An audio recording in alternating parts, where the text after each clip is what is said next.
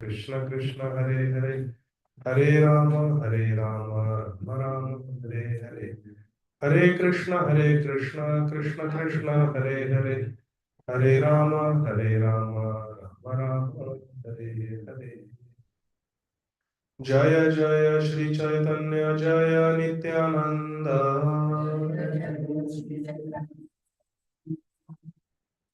Jaya Advaita Chandra Jaya Gaura Bhakta Vrinda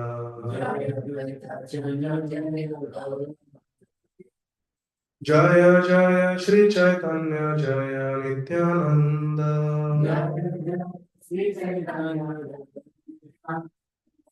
Jaya Advaita Chandra Jaya Gaura Bhakta Vrinda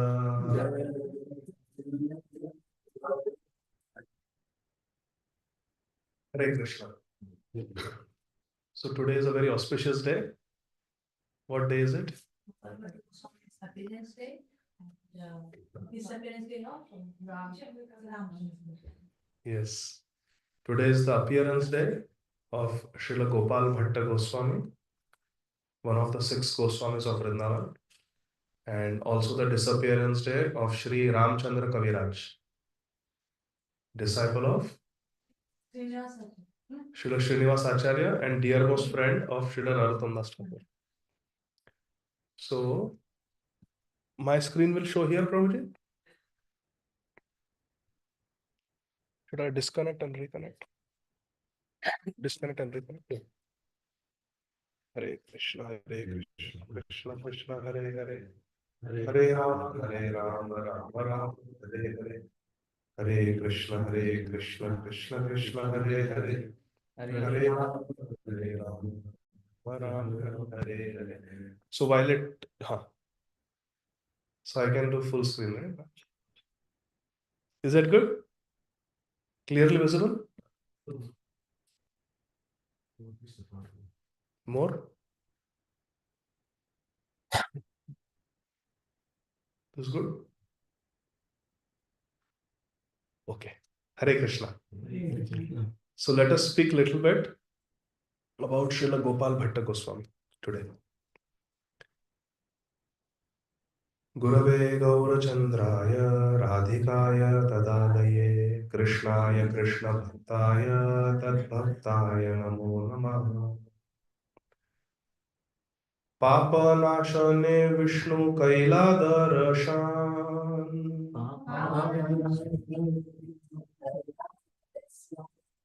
Sriranga Kshetre Tabe Karila Gaman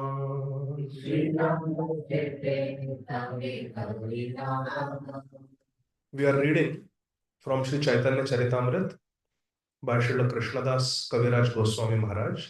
This is the Madhya Leela, chapter 9, entitled Lord Sri Chaitanya Mahaprabhu visits the holy places in South India. Text 79. After visiting the holy place named Shiva Kshetra, Sri Chaitanya Mahaprabhu arrived at Papanashan and there saw the temple of Lord Vishnu.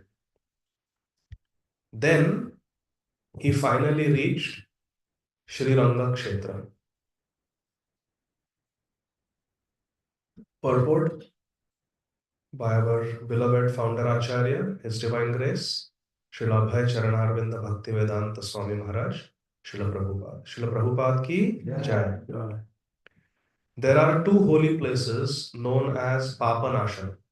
One is located 8 miles southwest of Kumbhakonam and the other lies near the river Tamparani in the district Tirunelveli, 20 miles west of the city of Tirunelveli, Palamkota. Sriranga Kshetra, Srirangam, is a very famous place. It lies in the district of Tiruchirappalli, about 10 miles west of Kumbhakonam, and near the city of Tiruchirappalli on an island in the Kaveri River.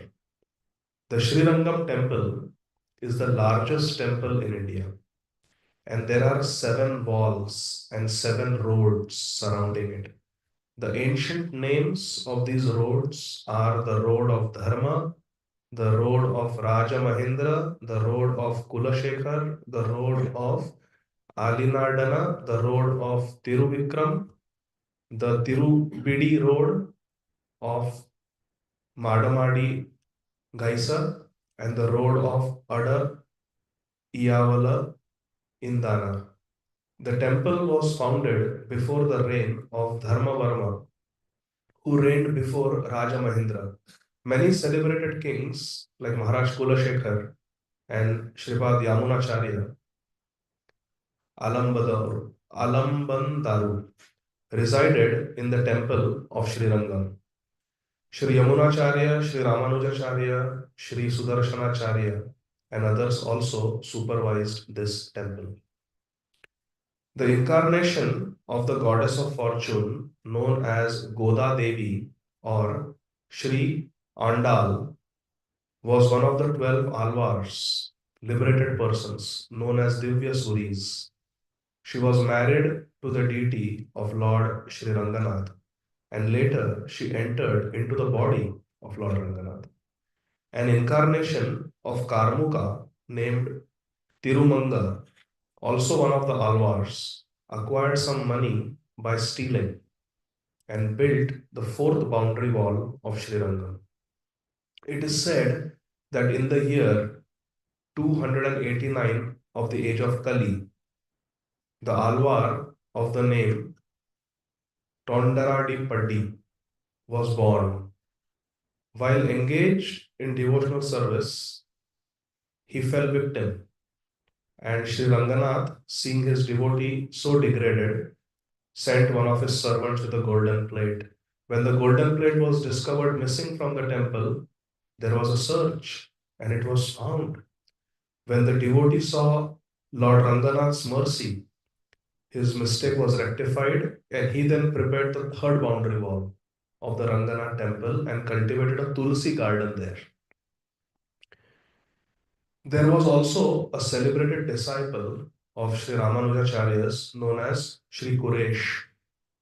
Sri Rama Pillai was the son of Kuresh, and his son was Vagvijay Bhatta, whose son was Vedavyas Bhatta or Sri Sudarshanacharya. When Sudarshanacharya was an old man, the Muslims attacked the temple of Lord Ranganath and killed about 1200 Shri Vaishnavas. Hare Krishna. At that time, the deity of Lord Ranganath was transferred to the temple of Tirupati in the kingdom of Vijayanagar. The governor of Ginji, Gopanarya, brought Shri Ranganath from the temple of Tirupati to a place known as Simha Brahma, where the Lord was situated for 3 years. In the year AD 1371, the deity was reinstalled in the Ranganath temple. On the eastern wall of the Ranganath temple is an inscription written by Shri Vedanta Deshika relating how Lord Ranganath was returned to the temple. Kaveri te snana kari dekhi Ranganath, Stuti pranati kari manila kritarth. After bathing in the river Kaveri, Sri Chaitanya Mahaprabhu saw the temple of Lord Ranganath. He offered his obeisances and offered ardent prayers. Pranati means to offer obeisances, and Stuti means to glorify. And Mahaprabhu considered himself very fortunate that I have come to Sri Ranganath's temple. Govinda Prabhu, you have been to Lord Ranganath's temple? Yeah. You got Tulsi from Lord Ranganath's lotus feet? Govinda Prabhu has this mystic blessing. Wherever he goes to any temple, he gets some special mercy. Premaveshe kaila bahut ganan ratana, देखी चमत्कार हैला सब लोकेर मना.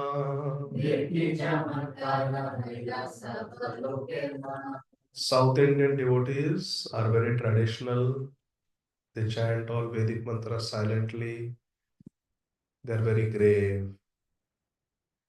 And suddenly, a 24-year-old, beautiful sannyasi, tall, effulgent, walks into their midst and starts manifesting ecstatic symptoms, starts dancing, starts singing loudly Hare Krishna Mahamantra. Seeing Premavesha, how Mahaprabhu was completely immersed in Krishna Prem. Premavesha Haila Bahut Gan Nartan. For a long time, Mahaprabhu danced and sang in Ranganath temple. The devotees in Ranganath temple had never before seen such a personality. Dekhi chamatkara haila sab loke ramana. They are all astounded. Who is this personality? Shri Vaishnava Ekavyankat Bhatta Nama. Shri Vaishnava Ekam. प्रभु रे निमंत्रण कैला करिया सम्मान. Prabhu Nimantra Sama. A Vaishnav known as Sri Venkata Bhatta then invited Sri Chaitanya Mahaprabhu to his home with great respect. Purport: Srila Prabhupada writes, Sri Venkata Bhatta was a Vaishnava Brahman and an inhabitant of Srirangam Kshetra. He belonged to the disciplic succession of Sri Ramanujacharya. Sriranga is one of the places of pilgrimage in the province of Tamil Nadu. The inhabitants of that province do not retain the name Venkat. It is therefore supposed that Venkata Bhatta did not belong to that province, although he may have been residing there for a very long time. Venkata Bhatta was in a branch of the Ramanuja Sampradaya known as Vadagalai. He had a brother in the Ramanuja Sampradaya known as Shripad Prabodhananda Saraswati Thakur.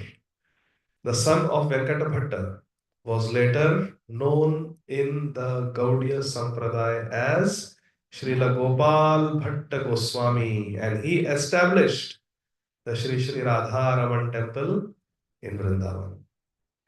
Jai Jai Radharamana Hari Bol. Jai Jai Radharamana Hari Bol.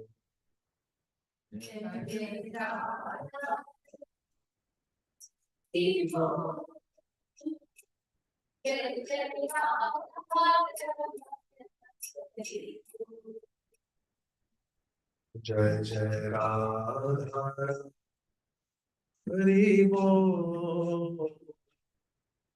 Jai Jai Radha Rama Hari Bol.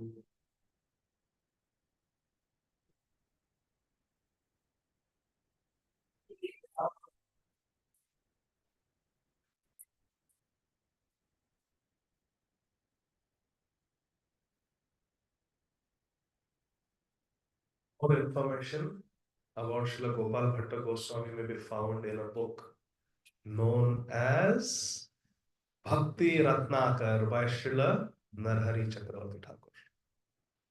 So what I am going to speak today is going to be from Sri Chaitanya Charitamrita and from Srila Narhari Chakravarti's Bhakti Ratnakar.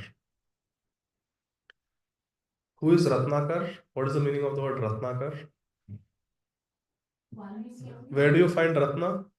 Ocean. Ocean. So the ocean is called Ratnakar because he gives so many jewels, pearls, etc. are found in the depths of the ocean. So basically Bhakti Sindhu. Bhakti Sindhu. Bhakti Ratnakar by Srila Narhari Chakravarti. Srila Narhari Chakravarti was a devotee in the line of Srila Vishwanath Chakravarti Thakur. निज घरे लैया कैला पाद प्रक्षालन सेई जल लैया कैला सवंशे भक्षण. Prakshalan means to wash. So Sri Venkata Bhatta saw Sri Chaitanya Mahaprabhu, young sannyasi, dancing in Ranganath temple for hours and hours and hours, premavesh, in great ecstasy. So he was very moved by seeing Sri Chaitanya Mahaprabhu, and he went to Sri Chaitanya Mahaprabhu after the kirtan and requested O Sannyasi Thakur, would you please like to come to my home and accept prasad? Mahaprabhu accepted. So Mahaprabhu went home, and Venkata Bhatta lived with his wife, his brother Tirumala, and another brother Prabodhananda. And they were all Sri Vaishnavas at that time. And Venkat Bhatt also had a son, as Srila Prabhupada mentions in the purport, Gopal. So Venkat Bhatta suddenly takes Mahaprabhu home. Imagine his wife, Gopal, they are not expecting anybody, and suddenly father has brought a guest for lunch. And that happens to be Sri Chaitanya Mahaprabhu. These are the Nitya Siddhas. This is Mahaprabhu's Leela. So he gave a comfortable place to Sri Chaitanya Mahaprabhu to sit. And then Venkat Bhatta himself, Kaila Pada Prakshalan, he washed the lotus feet of Mahaprabhu. And what did he do with that Charanamrit? Sei Jala Laya, he took that water, Kaila Sa Vamshe Bhakshan. He drank and gave all family members, which means Gopal Bhatta also, they all drank Charanamrit. Bhiksha Karaya Kichu Kaila Nivedan. चातुर्मास्य आसी प्रभु हैला उपसन्ना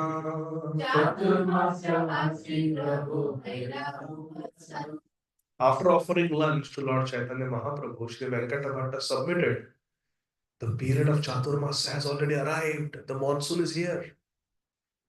चातुर्मासे कृपा करी रह मोर घरे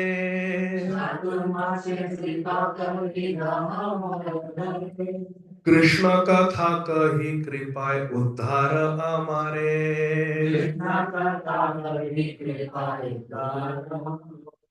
Venkat Bhatta said Chaturmasya has come. It is a tradition that during Chaturmas, devotees don't travel. It is a time to stay. Let Indradev give water to Mother Earth and we just stay in one place. We don't travel. And after Chaturmas, you can resume your travels. So please, during the 4-month period, Chatur means 4 and Mas means month. Stay with us in my house and Krishna Katha Kahi Kripa Uddhar Amare. You deliver us by speaking to us Krishna Katha for 4 months. He's not saying stay with us, it will bring auspiciousness, or stay with us, money will come. Stay with us, my respect will increase. Stay with us and tell me my astrological chart. No. Stay with us and tell us Krishna Katha and thereby deliver us. He's a Vaishnava, Venkata Bhatta. तारा घरे रहिला प्रभु कृष्ण कथा रसे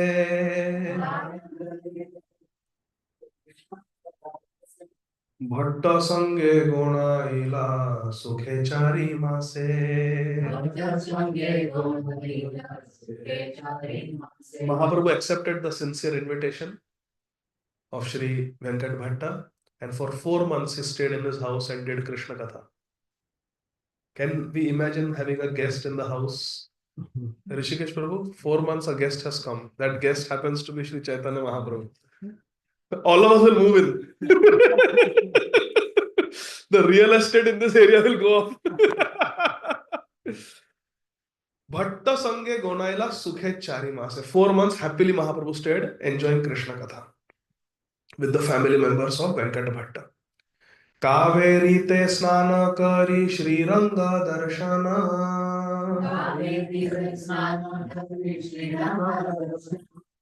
प्रतिदिन प्रेमावेशे करे न नर्तना This is the daily schedule of Mahaprabhu in Srirangam. He would go to Kaveri with Venkat Bhatta, take his bath, and then they would go to take darshan of Lord Ranganath, Sriranga Darshana. And every day, Pratidina Prema Veshe Karana Nartana. And Mahaprabhu would do singing and chanting and dancing, absorbed in ecstasy of love every day. Shri Rangapuri Dham ki सौंदर्यादि प्रेमावेश देखी सर्वलोका सौंदर्यादि प्रेमावेश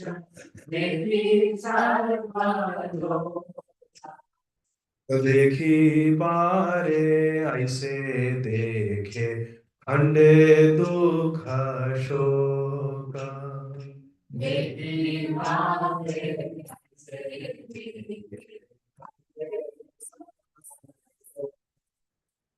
The beauty of Lord Chaitanya Mahaprabhu's body and his ecstatic love of God were witnessed by everyone. Dekhi sarvalok. What? Saundarya, the beauty of Mahaprabhu, and Premavesh, his Krishna Prem. Dekhi bare aise dekhe khande dukha shok. And as soon as people would see Mahaprabhu, all their dukh, all their shok, lamentation, sorrow would just go away. Just by seeing Mahaprabhu. We are so fortunate that we all have Sri Chaitanya Mahaprabhu on our altar. Prabhuji has Panchatattva, Mayapur Panchatattva, with Ashtasaki Radha Madhav. Very beautiful.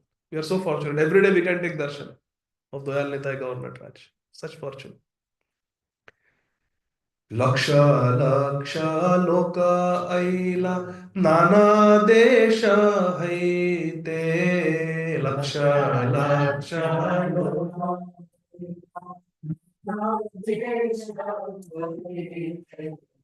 सबे कृष्ण नाम कहे प्रभु के देखीते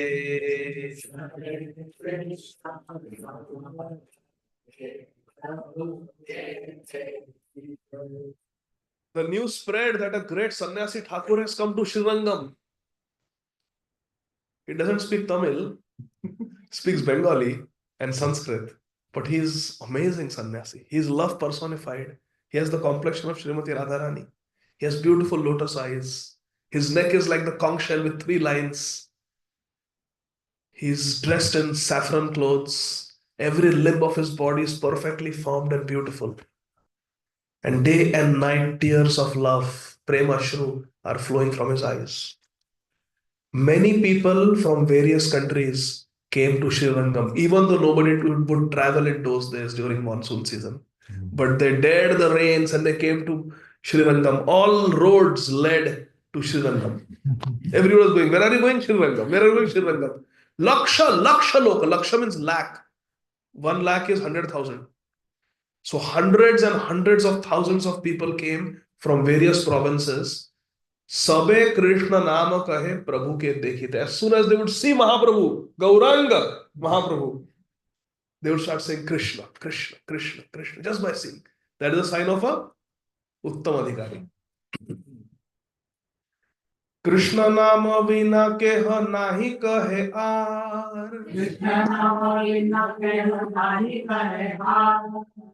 सबे कृष्ण भक्त हैला लोके चमत्कार सबे कृष्ण भक्त हैला लोके चमत्कार Indeed, they did not chant anything but the Hare Krishna Mahamantra.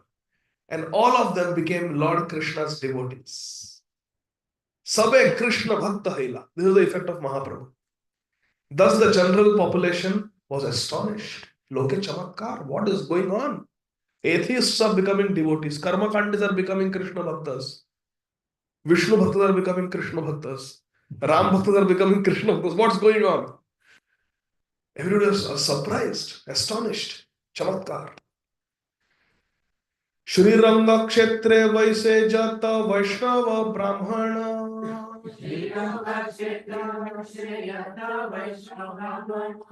Eka Eka Dina Sabe Kaila Nimantrana. Eka Eka Dina Sabe Kaila Nimantrana. All the Vaishnavas, all the Brahmanas who lived in Srirangam Puri, they invited Mahaprabhu for lunch. And every day he went to different devotees' homes in Srirangam Puri. Because everybody has become devotee. And devotees want to invite devotees, prasad. And if Mahaprabhu is there, who would not extend the invitation? Mahaprabhu, please. I make very nice pav bhaji. I can make pav bhaji for you, Mahaprabhu. My dear Nitai Gauranga. Everybody was inviting. And Eka Eka Dina Sabe Kaila Nimantran. Mahaprabhu accepted. Eka Eka Dine Chaturmasya Purna Haila. কতক ব্রাহ্মণ ভিক্ষা দিতে না পাইলা। 4 months is only 120 days, but there were so many Brahman Vaishnavas. See here the word Brahman Vaishnava is used.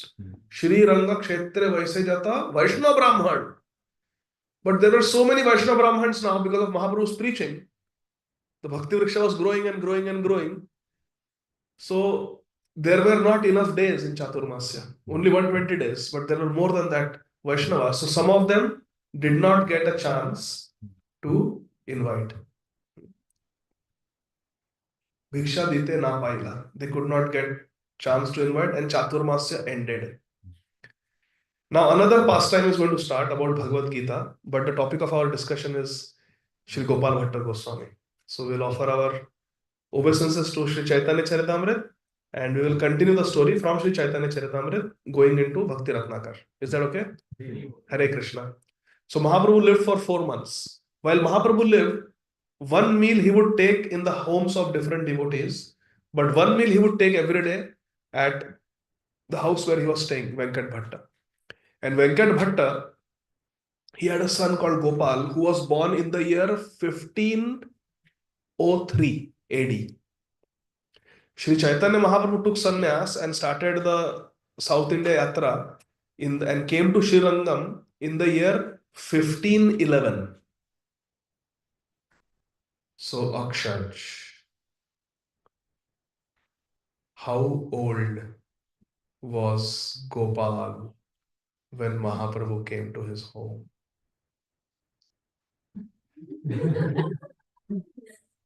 Which kid knows?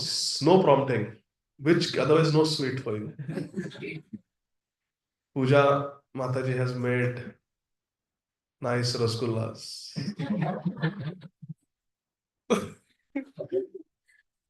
So how old is Gopal? Who knows? Which Gopal knows here? Did adults prompt? So I have a choice between Maithili and Tarini Radha, and I choose Tarini Radha. Shoot the answer. 8 years old. 1503, Gopal was born. 1511, Mahaprabhu comes. He was 8 years old. Akshaj knows, but he's humble. So he was 8 years old. So now here in the house is an 8-year-old boy. Who is 8 years old here? Sudevi, are you 8? You are 9. So 1 year younger than Sudevi. Nitai, you're also 9? You're 7. Gopal is 1 year older. So somewhere between Nitai and Sudevi was Gopal. He was 8 years old. 8-year-old boy in the house. Mahaprabhu is staying in the house. What did Venkat Bhatta do? Bhakti Ratnakar describes Venkat Bhatta allotted a service for Gopal. That whenever Mahaprabhu sits in the house to honor Prasad, you will clean that place. You will put the banana leaf for Mahaprabhu and you will serve Mahaprabhu. After Mahaprabhu has eaten, you will pick up Mahaprabhu's plate, you will clean the area so that Mahaprabhu next day can again sit there. This was the service of Gopal Bhatta. And every day there used to be Krishna Katha in the house where Mahaprabhu would sit and speak Krishna Katha to the family members. And Gopal's service was, as Mahaprabhu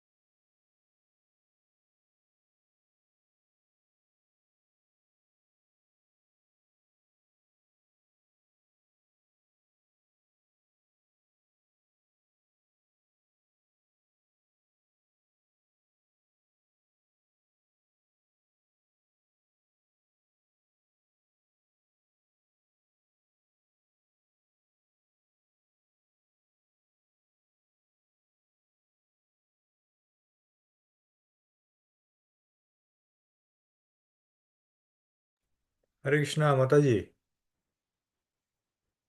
Hare Krishna, Prabhuji. I don't know what happened. I'm also not there, so I think maybe the internet went away or something. Suddenly it went off. I don't know what happened. So I messaged, but I don't know if somebody's seeing it or not. Oh, okay, yeah. माता जी आप क्यों नहीं आए? अरे वो राधा माता जी से उनके भाई आ रहे हैं कैलिफोर्निया से इस वीकेंड, तो वो लोग बिजी है।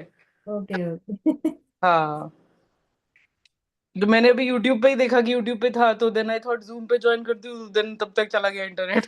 सो हाँ, वो पता नहीं माता जी आए हैं। माता जी भी है इधर ही। ओके माता जी भी नहीं गए लग रहे। गौरचंद्र दास.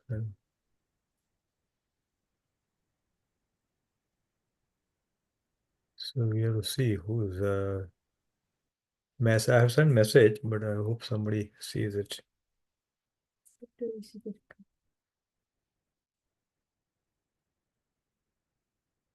I will call him.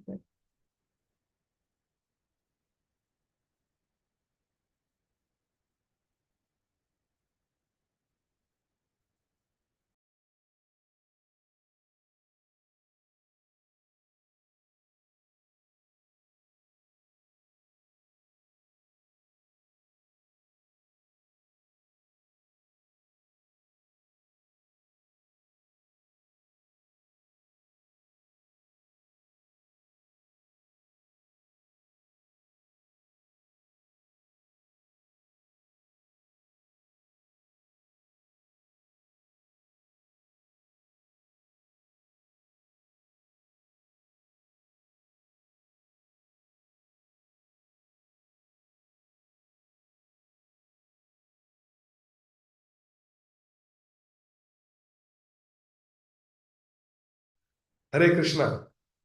Jagannath Krishna प्रभु की जय, गौरचंद्र प्रभु की जय, अनंग सुंदरी माता जी की जय, राधा और देवी दासी को प्रणाम। हरे Krishna. Let me. So now you can see this. Okay. Let me make it full screen also. So, Hare Krishna. Please, I want all of you to spend few seconds reflecting on this. Everybody attentive? Yes. Shri Chaitanya Mahaprabhu left Vishnupriya Devi. Shri Chaitanya Mahaprabhu left Shachi Mata. Shri Chaitanya Mahaprabhu shaved his head. For who? For his well-wishers. For well-wishers, it is easy to sacrifice. Mahaprabhu sacrificed everything for those who hated him. Mahaprabhu gave up his wife and mother for someone who wanted to beat him up, who envied him. For such people, Mahaprabhu made such a big sacrifice. Therefore, Mahaprabhu is Mahavadanya. He is most merciful. No one can do this. We can make sacrifices for people we love, and then we expect reciprocation. I did this for you. Don't forget. Mahaprabhu is taking sannyas for people who wanted to beat him up and who hated him. This is Mahaprabhu. And Gopal Bhatta is piteously crying, thinking about this. That my Mahaprabhu had to take sannyas for people who hated him, and I have to see Mahaprabhu in this form. I wish I could see Mahaprabhu in Navadvip. But he would not show his tears to anybody. In front of Mahaprabhu, he was always very happy, jolly 8-year-old boy, excited, enthusiastic to serve. In front of his parents also, he was like that. But in his privacy, he would sob and cry. And then Gopal Bhatta Goswami stopped blaming Providence. And he said, "Oh, Providence, it is not your fault. It is my previous sinful activities that I have to suffer like this. It is my sins that prevented me from seeing Navadvip Bihari Mahaprabhu. It is so painful for me to see Mahaprabhu with shaved head. It is so painful for me to see Mahaprabhu who had to leave Shachi Mata and Vishnupriya Devi." And Gopal Bhatta Goswami used to think how my mother and father will feel if I were to take sannyas right now. What would they do? They would be heartbroken. I am their only child. Nimai was the only child. Gopal used to cry like anything, but nobody knew this. One night, he slept off with this prayer. I wish I could see Mahaprabhu in Nadia. And with that thought, he drifted off to sleep. That night, Gopal had a dream. In his dream, Gopal was in the Angan of Srivas Thakur, Srivas Angan. And Sri Chaitanya Mahaprabhu was doing amazing dance with Vakreshwar Pandit. Next to Mahaprabhu was Nityananda Prabhu dancing and singing Harinam. Mukunda Datta was leading the Kirtan that day. And there was Srivas Thakur, there was Sriram, Shripati, Shrinidhi, his brothers. There was Murari Gupt in ecstasy. Shivananda Sen was there, Kolavani Sridhar, Shuklambar Brahmachari. All of them were there doing amazing Kirtan in Srivasangan. And Gopal Bhatta Goswami was jumping and doing Kirtan with them. He was so happy. And suddenly Nitai looked at Gopal. And Advaita looked at Gopal and pointed to him. You seem like a new Bhakta. Come here. They called him. Both Nitai and Advaita with naughty twinkle in their eyes. They called Gopal. Gopal, come here. Bhakti Ratnakar describes this. Srinarari Chakravarti writes, Gopal, come here. Gopal is suddenly very conscious. He quietly tiptoes towards Advaita and Nitai. And then they tell him, Gopal, we want to tell you something very confidential. Come here. And Gopal goes and gives his right ear to Advaita Acharya and Nityananda Prabhu. And they bend down to whisper something in his ear. Just then the dream breaks. And Gopal wakes up and finds himself on his bed in his room. Oh, I wanted to hear what Nitai and Advaita wanted to say to me. Gopal goes mad in love. That scene was so beautiful. Mahaprabhu looked so beautiful as Navadvip Bihari, as Shachinandan Gaurahari. Gopal got up in the middle of the night and ran into Mahaprabhu's room. Mahaprabhu was right in the next room. He ran into the room. He could not hold himself back to tell Mahaprabhu that show me again your Navadvip form. And when he entered the room of Mahaprabhu in the middle of the night, Sri Chaitanya Mahaprabhu was sitting chanting japa. Hare Krishna, Krishna Krishna, Hare Hare. Hare Rama, Rama Rama, Hare Hare. Gopal burst into the room and fell at Mahaprabhu's feet sobbing. I want that vision again. I want that vision again. You know my deepest prayers, therefore you gave me darshan of Navadvip. Please don't take it away. Give me that darshan. Sri Chaitanya Mahaprabhu picked up Gopal. It's in the middle of the night, there is nobody else. He's 8 years old. Mahaprabhu is 25 years old. Mahaprabhu tells Gopal, Gopal, you will never again see me in that form. But because you are my very dear devotee, lifetime after lifetime, I gave you that darshan. But Gopal, your service is to serve me in Vrindavan. But I don't want you to give up your family life like I did. Your parents are great devotees.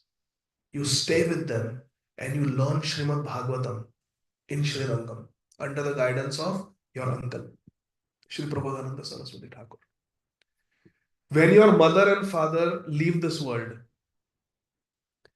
then I want you to come to Vrindavan.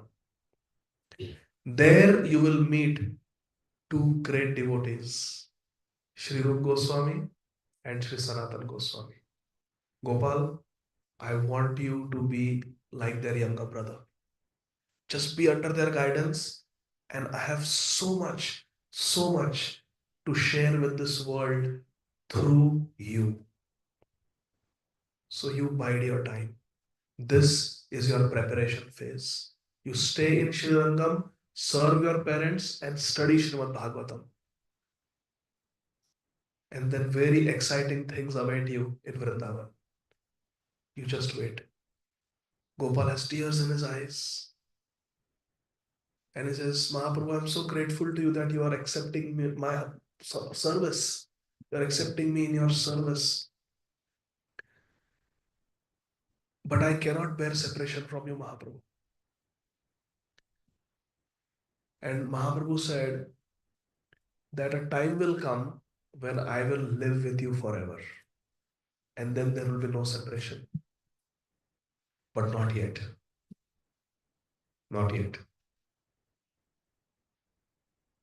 As Mahaprabhu told him, Gopal, now you go to your room. Otherwise your parents will wake up and they will wonder what's going on.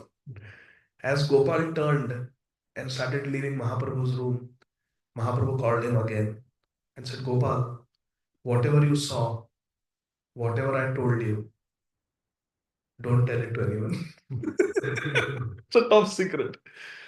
Gopal said, okay.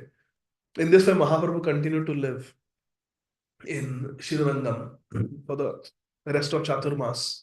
And then Mahaprabhu left Srirangam and went on with his pilgrimage. Mahaprabhu completed South India tour, came back to Jagannath Puri. Then he attempted to go to Vrindavan, but he could not go. He went to Ramakeli, initiated Rupa and Sanatana, blessed Jiva Goswami, came back to Jagannath Puri. Then Mahaprabhu went to Vrindavan, stayed there for less than 2 months. On the way back, he stopped in Varanasi.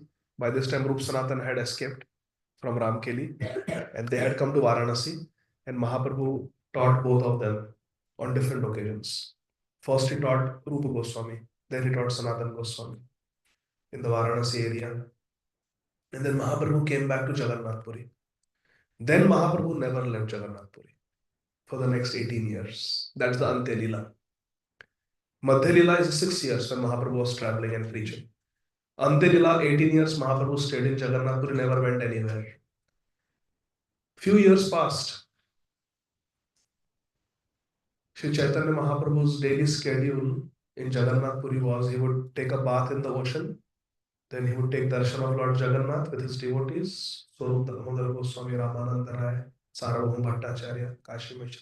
He would do kirtan. Then he would go to the house of, not house, the kutir, bhajan kutir of Srila Haridas Thakur at Siddhavakul with the Upalabhog offering of Lord Jagannath Prasad. Give 2 hours, they would discuss. Those conversations are recorded by Srila Bhaktivinoda Thakur as Sri Harinam Chintamani. The conversations between Namacharya, Srila Haridas Thakur and Sri Chaitanya Mahaprabhu at Siddhavakul. Then around noontime, Mahaprabhu would get up and leave Siddhavakul and go again for Snan, his Gayatri and Jagannath Darshan. Then he would go to some devotee's house for Prasad, different devotees every day. After Prasad, he would go back to Gambhira and rest for around 45 minutes. Then Mahaprabhu would wake up, freshen up, and he would go to take darshan of Gopinath at the Tota Gopinath temple, where Gadadhar Pandit used to be waiting. Then he would talk with Gadadhar Pandit, and then they would have a Bhagavatam class every afternoon for 3 hours, where Maharaj Pratap Rudra many times came. Haridas Thakur would come, and all the Jagannath Puri devotees would join. Govinda, Kashishwar, they would all come. That class went on till the evening. Then Mahaprabhu again would go to the ocean, take his bath with his devotees, do his Gayatri, take darshan of Jagannath, and have another round of Nadar Sankirtan. And then he would come back to Gambhira. Then all the devotees would go to their own homes. And Mahaprabhu would sit only with Swarup Damodar Goswami and Ramananda Rai. And it is described till late in the night, 1 o'clock, 2 o'clock at night, they would discuss Krishna Karnamrit, Git Govind of Srila Jayadeva Goswami. Tomorrow is what? Tomorrow is the Tithi of Srila Jayadeva Goswami. Tomorrow, yes. And he would discuss the poems of Chandidas and Vidyapati. Ramananda Rai's drama, Sri Jagannath Vallabh Natak. These were the very elevated bhakti texts that Mahaprabhu would discuss late at night in solitude with just Ramananda Rai and Swarup Damodar Goswami. Then Ramananda Rai would go to his house. Swarup Damodar Goswami would go to his room. The Gambhira's door was shut and Mahaprabhu would lie down to take rest. And Mahaprabhu did not use a pillow, did not use a mattress. but Mahaprabhu had a pillow. Mahaprabhu had a pillow to place his feet upon. And what was the name of that pillow? Shri Shankar Pandit. Shri Shankar Pandit, the brother of Damodar Pandit. He was the Srila Krishnadas Kaviraj Goswami says he was the most fortunate person in the world. Because Mahaprabhu, when the door of Gambhira used to be shut, Gambhira is a small room. And Mahaprabhu would hear Krishna's flute at night. And in the mood of Radharani, he would want to escape out. But the doors were closed, it was dark, the walls. So he would rub his face against the wall, against the door, try to escape. And many times Mahaprabhu's body would undergo transformations. His body would become so thin that he would escape under the door. And when they came, Swarup Damodar Goswami, he would not find Mahaprabhu. The door is closed, Mahaprabhu is gone. So they told Shankar Pandit to sleep inside the room with Mahaprabhu. So Shankar Pandit would lie down and put Mahaprabhu's feet on his chest, so that if Mahaprabhu were to wake up, he would also wake up. So this was Shankar Pandit. And they would only sleep for a couple of hours, and then it was Brahma Muhurta, time for Mahaprabhu to wake up. With the devotees, go to the ocean to take snan.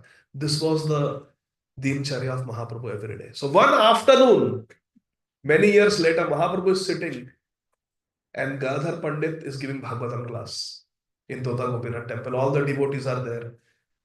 The class ends and Mahaprabhu makes a comment. He says, Gadadhar,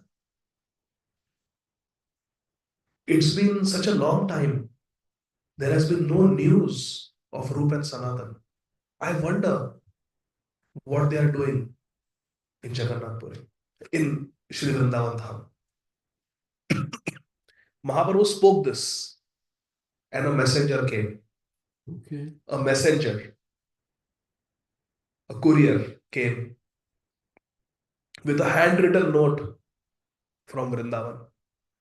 He came and he gave it to Mahaprabhu. And in front of all the devotees, Mahaprabhu read that letter. It was a letter from Srila Rupa Goswami. Srila Rupa Goswami wrote that a very wonderful devotee has come from South India. He belongs to a very pure Brahmin family. And his name is Gopala Bhatta. And he has joined us and we have accepted him as our younger brother. And he is assisting me in the service of Govinda, Lord Govinda. Mahaprabhu was so happy to receive this message. Mahaprabhu immediately took off a cloth. He took one asan on which he used to sit and gave it to that courier to take it back as prasad for Gopal Bhatta Goswami. And Mahaprabhu sent a message that Gopal, you should take the bhesh of a renunciate, just like Rupa and Sanatan Goswami. You should take the renounced order of life. So what had happened was Gopal studied Srimad Bhagavatam in Srirangam. He served his parents, and when his parents were very old and not in good health, they told Gopal that Gopal, after we die, you go to Vrindavan and serve Mahaprabhu's mission there. When Venkat Bhatta and his wife died, Gopal came to Vrindavan. Rupa Goswami wrote a letter to Mahaprabhu that Gopal has come here, and Mahaprabhu sent his own kopil, it is said. His kopil. Mahaprabhu sent his kopil for Gopal Bhatta Goswami as prasad and his asan. Gopal Bhatta Goswami, for many years, he served Srila Rupa Goswami in worshipping Govindaji. One day, Srila Sanatan Goswami and Srila Rupa Goswami were sitting in front of Govindaji, and Lord Govinda spoke to Rupa and Sanatan Goswami and said, Gopal takes very good care of us. We want Gopal to have his own deity and worship. That same night, Gopal Bhatta Goswami had a dream where Sri Chaitanya Mahaprabhu appeared to him and told him, Gopal, I want you to worship me. I want you to worship Krishna in the form of Shaligram Shila. In those days, Shaligram Shila means you have to go all the way to Kali Gandaki river in Nepal, in the Himalayan mountains, near the Annapurna peak, and get Shaligram Shilas from there. Nowadays, it's quite, things have, you go to Pashupatinath temple and there are people selling Shaligram Shilas, but that is not the right way to procure a Shaligram Shila. One has to have order of one's guru. Guru must say that I want you to worship Shaligram, like that. Then you go and you get a Shaligram Shila from the Gandaki river. So Gopal Bhatta Goswami is happily serving Rup Goswami and Sanatan Goswami in Vrindavan, and he gets this dream that I want you to worship Shaligram Shila, which means he had to go to Nepal to get Shaligram Shila. And then when he met Rup and Sanatan Goswamis, they told him, Gopal, Lord Govinda has given an order that you should have your own deity. So Gopal Bhatta connected the two incidents and then took permission from Rup and Sanatan Goswami to travel alone on foot from Vrindavan, not just to Nepal, in the northernmost part of Nepal, high in the Himalayas, on foot, all alone, for someone who lives at sea level. Just to go there, so high up. So, but a devotee wants to do anything that will please the Lord. So Gopal Bhatta Goswami started walking from Vrindavan towards Kali Gandaki river, where the Shaligram Shilas are found. And on his way, he was at a place near Haridwar, where so wherever the night would fall, either he would sleep under a tree. If he happened to be near a village, he would ask some Brahman Vaishnav if I can stay in your house. So at least that day he will get something to eat. Otherwise, in the forest, it's just river water and some wild fruits. So he stayed in the house of a Brahman in Haridwar, near Haridwar. And that Brahman family was just so happy to receive a Vaishnav Vairagi in their house. They were very excited, husband and wife, very devoted. They were devotees, and somehow they got very attracted to Gopal Bhatta Goswami. So they kept him very comfortable. They cooked nice hot meals for him, nice prasad. They looked after every comfort and everything. Next day morning, when Gopal was about to leave, they started crying. They said, our life is so dry. We are materialists, just completely engrossed in sense gratification. Great devotees like you come to purify us. You came, you only stayed for one night. We beg you, please stay at least for 3 days more. Gopal Bhatta Goswami didn't want to wait. He's a renunciant. He didn't want to wait in a house of anybody. He wanted to keep traveling. But they were so sincere that Gopal Bhatta Goswami thought, if I displease them, Krishna will be displeased with me. So just to please them and make them happy, he stayed with them. And 3 days and 3 nights, they just spoke Krishna Katha. And whatever Gopal Bhatta Goswami had learned in Srirangam from his spiritual master, Sri Prabhupada Saraswati Thakur, whatever he had learned from Rup Sanatan, whatever he had heard from Mahaprabhu those 4 months, he shared with that family. And that husband and wife became saturated with pure Krishna Katha. When Gopal Bhatta Goswami was leaving, Gopal Bhatta Goswami asked them if he could do some service for them, because you kept me like parents in your house for 3 days. So they said, like parents, but actually we are not parents. We have been married for so many years, but we don't have any children. And somehow Krishna is inspiring us in our heart again and again, this desire that we should have a child. So if you bless us, if you so desire, please bless us that we have a child. Gopal Bhatta Goswami says, I pray that you get a very nice child who is a great devotee. They said, wow, this is the best benediction. And then Gopal Bhatta Goswami in this way went on with his journey. He reached the Kali Gandaki river high up in the Nepal mountain range. Ooh, it's 900 kilometers. You just looked from Vrindavan? Yeah, more than 900 kilometers. On foot, no GPS, no maps, How far? no shoes. 900 kilometers. That's around 500 miles. But it's a very treacherous way, and Nepal is filled with leopards uh, and tigers, snakes. It's very difficult, almost impossible. How do you know which way to go? Just asking people, and making the way. It took him perhaps, I don't know how many weeks, but finally he made it to Kali Gandaki River. And in his Kamandalu, he collected 12 Shaligram Shilas.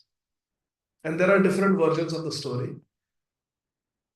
I have also heard that the Shaligrams he was not sure which Shaligrams to take. So he would place them back in the Gandaki River. And when he would take his dip, again those Shaligrams would appear in his Kamandalu. So that's how he knew that Mahaprabhu wants me to serve these 8 Shaligram Shilas. So he brought those Shaligram Shilas all the way back to Vrindavan and started worshipping them. What a journey. Just to get DTs. We just go to Loi Bazaar or we just order it, somebody orders them for us and they just appear in the mail or some devotee brings them. For Gopal Bhatta Goswami, he had to actually walk, risking his life. So he came back to Vrindavan and started worshipping Shaligram Shilas, 8 Shaligram Shilas. And one day it was Narasimha Chaturdashi. And a rich devotee wanted to do some pious activity. It's a holy day. So on holy days, it's good to give donations. So he got some nice DT clothes, jewels, ornaments, and went to Madan Mohan and gifted Sanatan Goswami clothes, jewels, ornaments for the service of Madan Mohan. Then he went to Rupa Goswami and gave the same gifts for Govindaji. And then finally he went to Gopal Bhatta Goswami. These were the famous Goswamis of Vrindavan at that time. And gave him nice clothes, turbans, dhoti, necklaces, earrings, bracelets, anklets, nupur for the service of Krishna.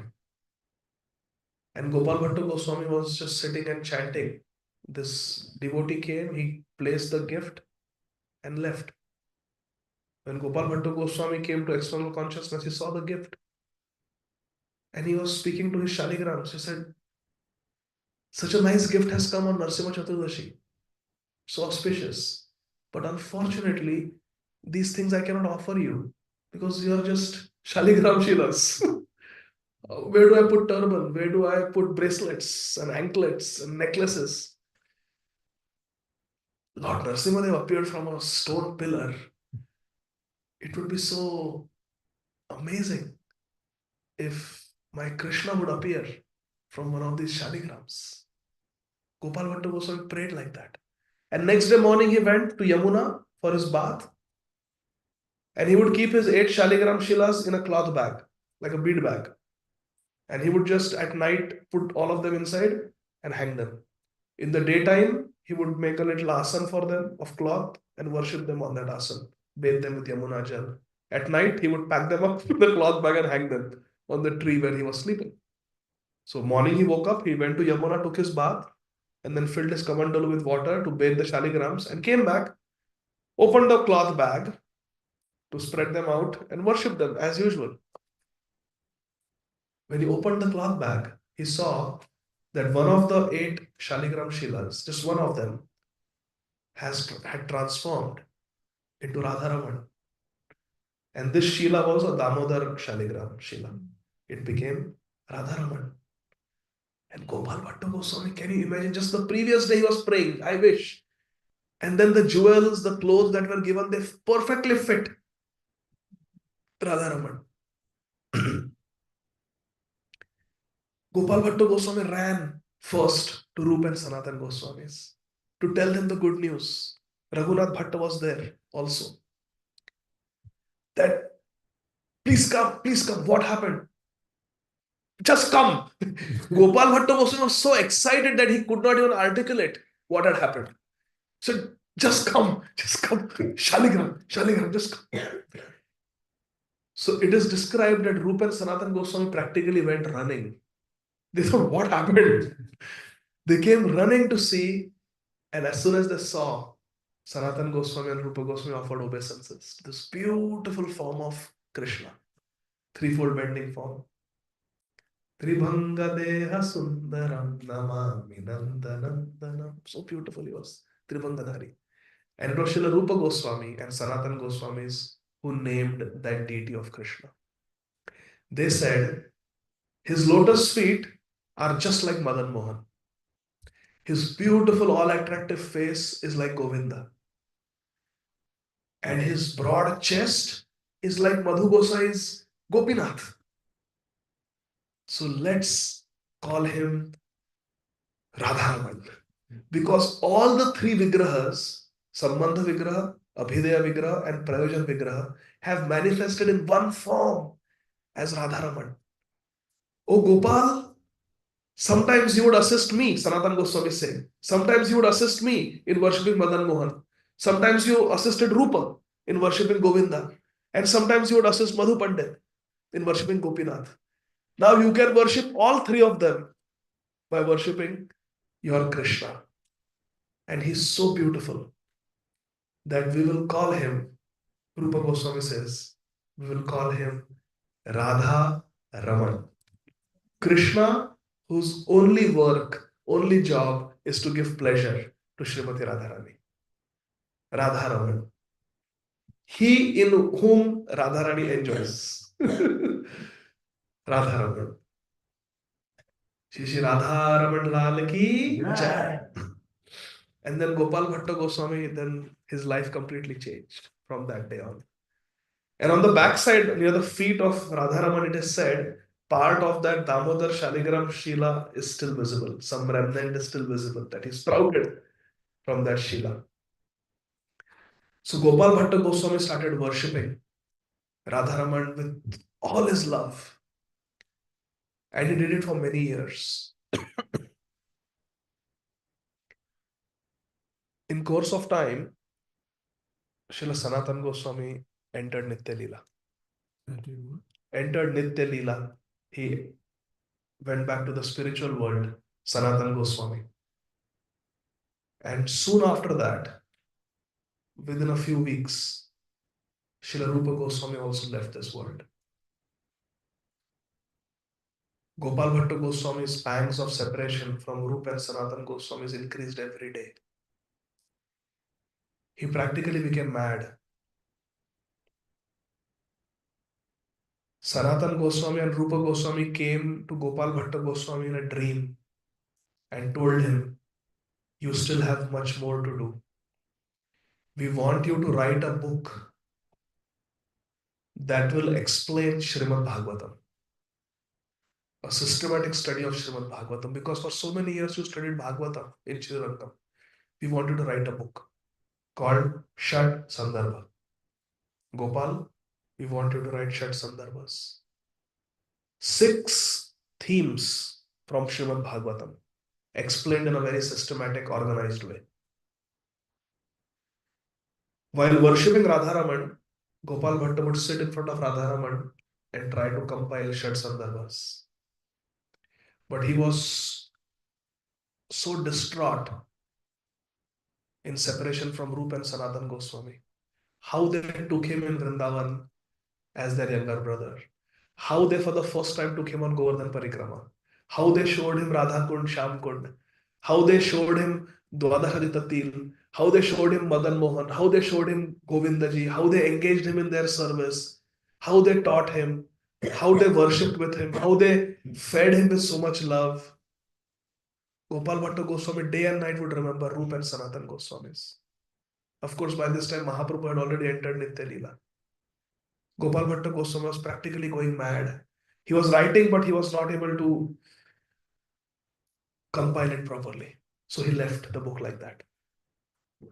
One day, Jiva Goswami came to Gopal Bhatta Goswami and he saw the manuscript of the Shat Sandarbhas. Gopal Bhatta Goswami told him, Jiva, I am just heartbroken. Every day is so painful for me to live without Mahaprabhu, without Rupa and Sanatan. I did something, but can you take it and edit it and make it right? And Jiva Goswami said, as a service to you, I will do it. So it was Jiva Goswami who expanded and systematically edited the Shat Sandarbhas, which were originally written by Srila Gopal Bhatta Goswami. So in the beginning of Shat Sandarbhas, Jiva Goswami added a verse that says, and Gopal Bhatta Goswami says, don't mention my name anywhere. Some devotees are like that. They do a lot of service, they don't like their name to be mentioned. Gopal Bhatta Goswami was like that. He said, don't mention my name. So Jiva Goswami writes in Shat Sandarbha, there is a great devotee of Sri Chaitanya Mahaprabhu who comes from a South Indian Brahmin family and currently he is living in Vrindavan. It is like saying there is a member of coming Vaishnava Sangha. He lives in Smarna. He is a disciple of Srila Jayapataka Swami Maharaj. I am not naming him. He speaks Telugu. His sons are Haridas and Nitai. Like that. So Jiva Goswami writes like that. One South Indian Brahman, a great devotee of Mahaprabhu from South India. He lives in Vrindavan. He has compiled this, but he just wanted me to edit it. So I have edited it a little bit and I'm presenting it for the devotees. Shat Sandarbha. One day, Srila Gopal Bhatta Goswami went to Yamuna to have bath early in the morning. And as he came to the tree where he would keep Radharaman, under which he would worship Radharaman, there were no temples. There was a 10-year-old boy sitting there in front of Radharaman early in the morning. So Gopal Bhatta Goswami asked him, Beta, who are you, Lala? You don't seem to be from this area. You don't seem to be Brajvasi. Who are you? So he said, my name is Gopinath and I am the son of the devotees from Haridwar in whose house you had stayed for 3 nights when you were on your way to Kaligandaki river. By your blessings, I was born, and when I became 10 years old, my father told me that you were born because of Gopal Bhatta Goswami's blessings, so your life mission should be to go and serve him. So they brought me here, and maybe you would oppose and say, no, he's your only child, keep him. They went away without even meeting you. They just dropped me here and went away. So you have no choice, but you have to accept me as your servant. Please don't reject me. So Gopal Bhatta Goswami kept that boy with him, Gopinath, initiated him. And then in Haridwar, they had another son who got married. Gopinath remained a brahmachari all his life. And that boy got married and they also moved to Vrindavan later on. And it is their Gopinath's younger brothers' children who are all the Pundarik Goswami and everybody is serving in Radharaman temple today.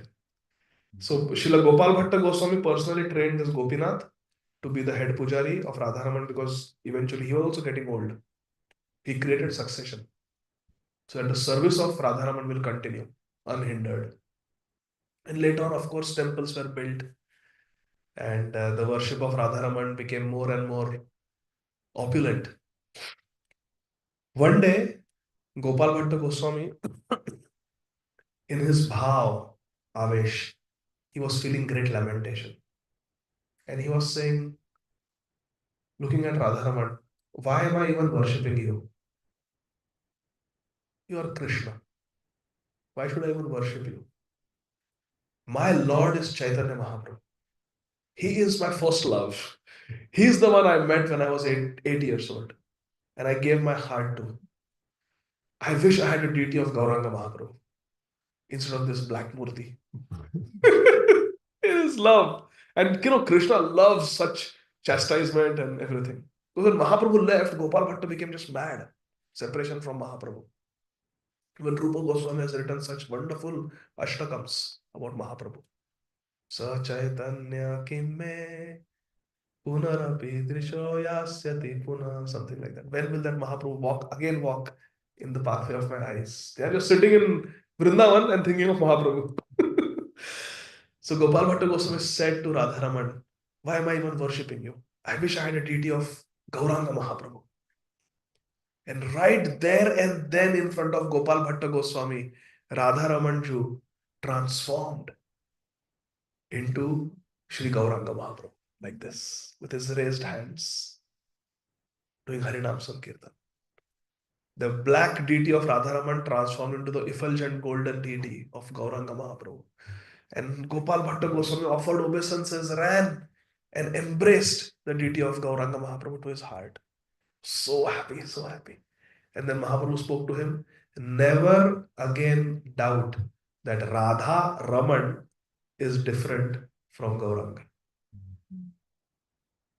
Shri Krishna Chaitanya said Radha Raman is not different from me. Never think that Radha Raman is different from me.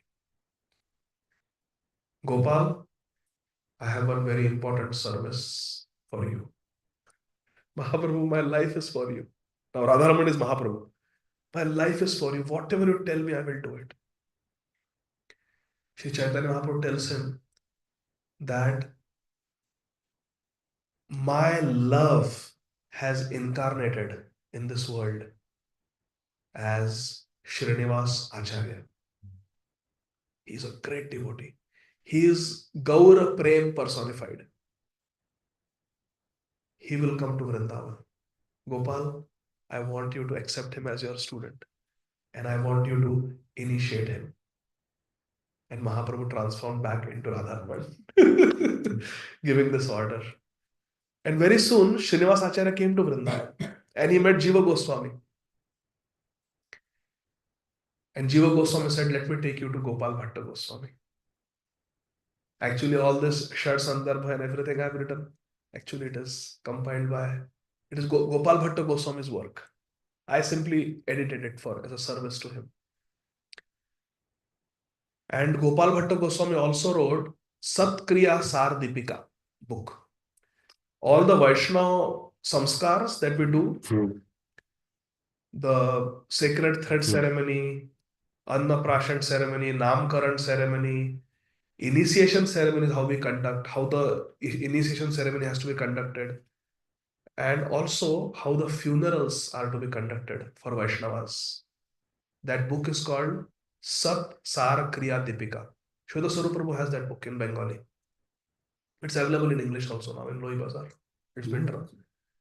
Our temple devotee who does these Antyeshti Kriya and Shraddha, how Shraddha should be done, everything in detail is mentioned with all Shastric verses from the Tanta Shastra, everything. So that book also Srila Gopal Bhatta Goswami wrote. So Srinivas Acharya came and Gopal Bhatta Goswami initiated him and told him to preach along with Srila Narottam Das Thakur and Shyamananda Pandit. Look at Srila Jiva Goswami, a qualified student like Srinivas Acharya comes, and when he wants to get initiated, Srila Jiva Goswami is introducing him to Gopal Bhatta Goswami, that you take Diksha from him. He is very qualified. I am a small child in front of him. He's 4 months, Mahaprabhu stayed in his house. Take. And Srinivas Acharya had so much trust in Srila Jiva Goswami that after initiating Srinivas Acharya, Srila Gopal Bhatta Goswami told him, Srinivas, I want you to learn from Srila Jiva Goswami. Accept Srila Jiva Goswami as a Shiksha Guru. Stay with him at Radha Damodar temple and learn from him. One day, Srila Krishnadas Kaviraj Goswami came to Srila Gopal Bhatta Goswami and said, Prabhu, all the Vrindavan devotees are insisting that I should write a book specifically focusing on the later pastimes, Jagannatha Puri pastimes, post-sannyas pastimes of Sri Chaitanya Mahaprabhu. Because Srila Vrindavan Das Thakur has focused on the pre-sannyas pastimes of Mahaprabhu. So, I am not qualified, but Srila Jiva Goswami has given me the title Kaviraj. His name was Krishnadas. He wrote a book called Govinda Lilamrit in Sanskrit, describing the Ashtakalya Leela for the Gaudiya Vaishnavas in Sanskrit. And Srila Jiva Goswami happened to read Govinda Lilamrit. When Srila Jiva Goswami read Sri Govinda Lilamrit of Srila Krishnadas Kaviraj Goswami, Srila Jiva Goswami commented, if someone in the future has to write about the later pastimes of Lord Chaitanya Mahaprabhu, it must be this Vaishnava. So Srila Jiva Goswami requested Gopal Bhatta Goswami to write. Srila Jiva Goswami was requested Srila Krishnadas Kaviraj Goswami to write about Lord Chaitanya Mahaprabhu's later pastimes. And Srila Krishnadas Kaviraj Goswami came to Srila Gopal Bhatta Goswami to seek blessings. He said, I cannot write unless I have your blessings and permission. Gopal Bhatta Goswami said, Radharaman, their blessings are there for you. And as a service to you, even I will bless you on one condition. You don't write about me in the book. This was throughout the mood of Gopal Bhatta Goswami. He wrote Shat Sandarbhas, gave it to Jiva Goswami. You publish. He initiated Srinivas Acharya, gave him to Jiva Goswami. You teach. And he told Srila Krishnadas Kaviraj Goswami, I give you blessings, you write Chaitanya Charitamrita, but just don't write anything about me. I am not worth hearing about. Write about everyone else, but don't write about me. Therefore, Srila Krishnadas Kaviraj Goswami could not write about Srila Gopal Bhatta Goswami. Too much. Only two places he just barely mentions the name, out of respect for Srila Gopal Bhatta Goswami.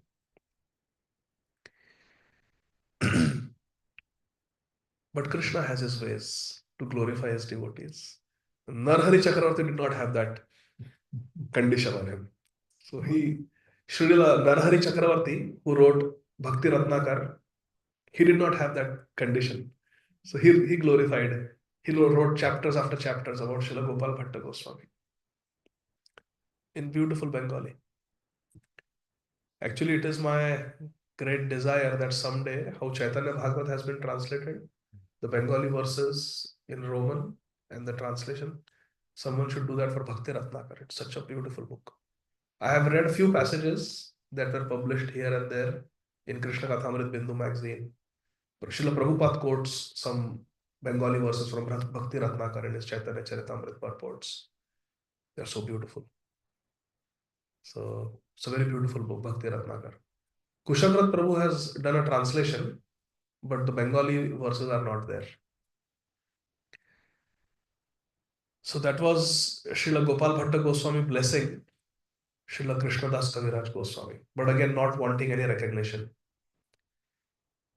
And then Srila Gopal Bhatta Goswami continued to serve Radharaman. He built a temple for them, established very, very beautiful, perfect standards of deity worship.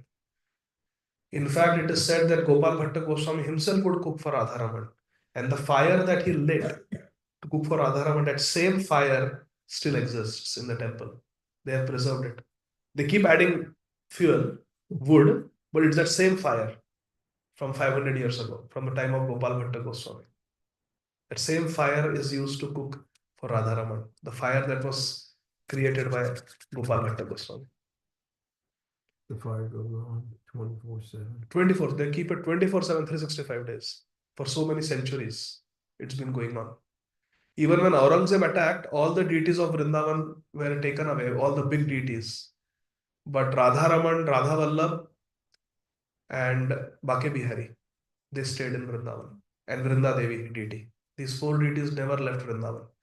It is said that Gopal Bhatta Goswami was no longer there, but the Sevites were there in the generations coming from Gopinath's younger brother. They hid Radharaman under the water of Radhakund. They took Radharaman to Radhakund and they dipped him in the water when the Muslims came, invaders to Vrindavan, because they were just destroying temples. Any deity they would find, they would break. So Radharaman never left. And then it is described that one day the news came that the Muslim invaders have found out that Radharaman is hidden under the water of Radhakund and they are coming to search. And they will even desecrate Radhakund. So he was brought out of Radhakund and he was kept in a boat taken to Yamuna, and there were devotees who were expert archers, and they were sitting with bow and arrow, with arrow tips dipped in deadly poison, waiting to fight the Muslims if they came. And they were going to, along the Yamuna, they were going to take Radharamana out of Vrindavan. But that day, the Muslims finished their exploitation and they left Vrindavan. So Radharaman was from the boat. He enjoyed a boat ride and he was brought back to the temple. So Radharaman never left Vrindavan. And the standards of deity worship of Radharaman are one of the best in the world. Very authentic, just as Gopal Bhatta Goswami had established them. Yeah. So from this, we learn the importance of creating a succession for anything to be sustainable. And Srila Prabhupada is a master at that.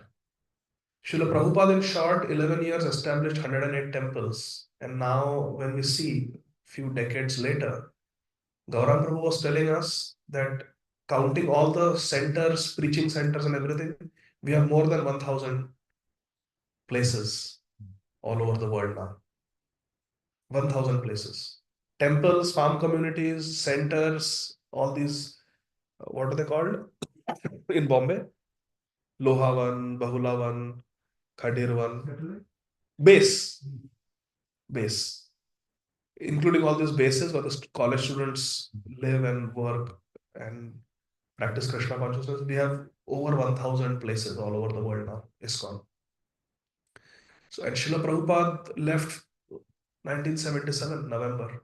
How come in his physical absence, the society continues to go from strength to strength? This is Srila Prabhupada's genius. Last weekend, I was in Baltimore. And when I came back, I was talking to one devotee and he was asking me, so how did you feel in Baltimore coming back? How was your experience? And I reflected, and really the most prominent emotion in my heart, and I've never felt like that, was sheer gratitude for Srila Prabhupada. If Srila Prabhupada was not there, I would not have known any of you. Can you imagine a life not knowing any of us? In Baltimore, every city we go, so many nice devotees are there. And we connect so easily. Someone I have never seen, I have never met, they invite in their homes with such hospitality, such respect. Simply because Srila Prabhupada has created this culture. Srila Prabhupada has created this succession strategy where the movement continues to grow stronger and stronger, even in the physical absence of the founder Acharya. This is very rare in this world, my dear friends. Srila Prabhupada really, even from a practical point of view, is a genius. To have a spiritual organization, please listen carefully, to have a spiritual institution is an oxymoron. Oh, what? It's an oxymoron. How can you have institutionalized spirituality? Because spiritual life is non-institutional. Jiva Goswami was non-institutional. Gopal Bhatta Goswami was non-institutional.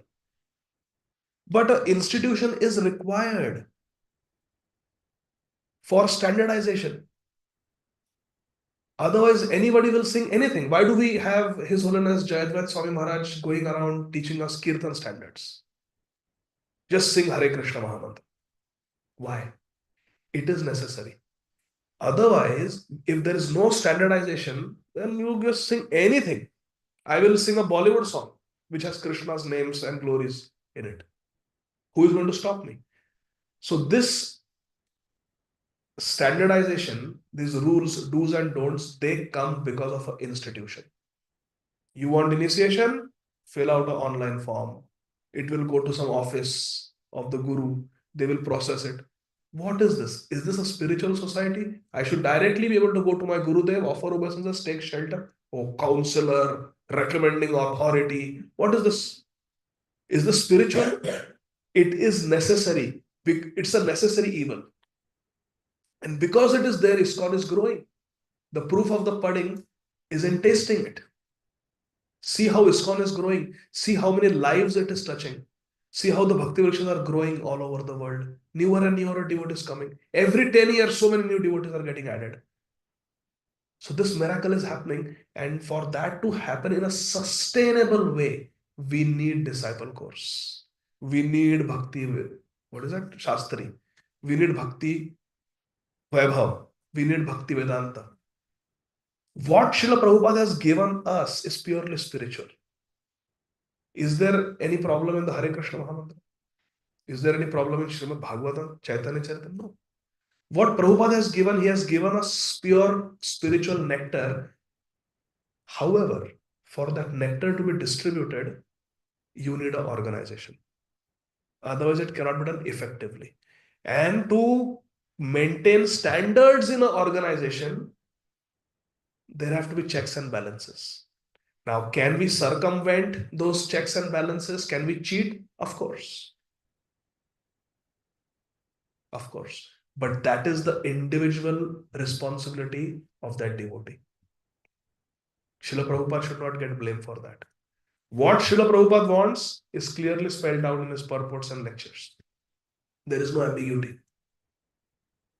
Now it is up to us that we'll try our best to live up to those standards.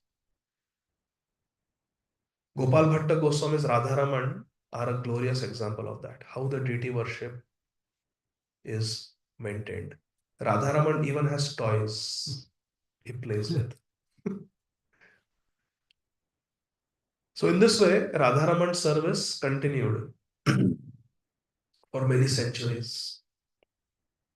But it was the desire of Mahaprabhu, Sri Chaitanya Dev, who is not different from Radharamana, that this message of Prem, Krishna Prem, should go all over the world. But this message remained limited to India, Bharat, Indian subcontinent, up to the time of Srila Prabhupada. Srila Bhaktivinoda Thakur, Srila Bhakti Siddhanta Saraswati Thakur, Prabhupada, they sent books, even few disciples, some attempts were made, but significant tangible results were not obtained for whatever reason. So everything, the mission of Mahaprabhu remained limited to the Indian subcontinent. And then in 1965, Srila Prabhupada, on the orders of Srila Bhakti Siddhanta Saraswati Thakur Prabhupada, traveled to the Western countries. Came to America, came to London, came to Montreal, Australia, Iran, Japan, Australia, New Zealand, everywhere, yes, Russia. Everywhere Srila Prabhupada went, and like wildfire, good fire, not destructive wildfire. Like how wildfire spreads uncontrollably, Krishna consciousness has exploded uncontrollably, which is very good. This is what Mahaprabhu wanted. Prithvi te etyache nagar adigram, sarvatra prachar hoive maranam happened. So in 1972, this is the conclusion of the class. In 1972, Srila Prabhupada came with a handful of disciples to Vrindavan. This was the first time the Western devotees of ISKCON were coming to Vrindavan. Most of them. Gurudas Prabhu was there, Jamuna Devi was there, Sham Sundar Prabhu was there, Vishakha Mataji was there, Yaduvar Prabhu was there, 1972, when Prabhupada came to Vrindavan. First time they are seeing Vrindavan. First time they are seeing Govardhan. First time they are seeing Radha Kund. First time they are seeing Sham Kund. First time they are seeing Radharamana. Most of the day, the devotees were busy with Srila Prabhupada, book distribution in Vrindavan. And they were quite a sensation. Western devotees, first time Vrindavan Vasis were seeing. Of course, Kirtanananda Swami had gone with Prabhupada in 1969, but that was a short visit. So many Western devotees with Prabhupada, and Prabhupada took them to Barsana, took them on Parikrama, Srila Prabhupada. Srila Prabhupada took them to Yamuna for Yamuna Snan. So it was a Very nice time. Now please listen carefully. One Western devotee, he thought, wow, this is the same Radharaman. Madan Mohan Govindaji, yes, the expanded form is there, but the original deities are in Karoli or Jaipur. Madan Mohan in Karoli, Govindaji in Jaipur. But Radharaman is the original deity who showed himself to be Mahaprabhu. He is Radha and Krishna in one form, and he manifested from Shaligram. Gopal Bhatta Goswami worshipped for so many years.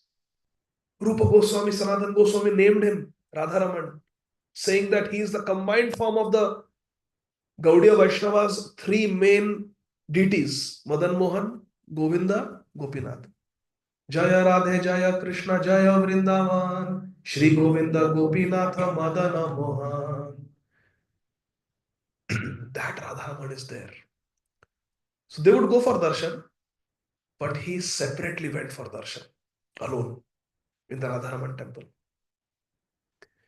And with great fervor, intensity, devotion, looking at Radharaman, this Western devotee, he was offering heartfelt prayers to Radharaman. And for several hours, he stood in a corner. For several hours, he stood there next to a pillar, just looking at Radharaman and offering prayers. I don't know his name. Okay. So he was offering prayers to Radharaman. Were you there in 1972 with Prabhupada in Vrindavan? No. So the pujari noticed him. Easy to notice, right? In those days, 1972, hardly any Westerners in Vrindavan. So Western bodied devotee with shaved head, shikha, tulsi kanthi, dhoti, chadar, bead bag. It's amazing. And so intensely he's praying to Radharaman, looking at Radharaman with such love-filled eyes. This pujari noticed him.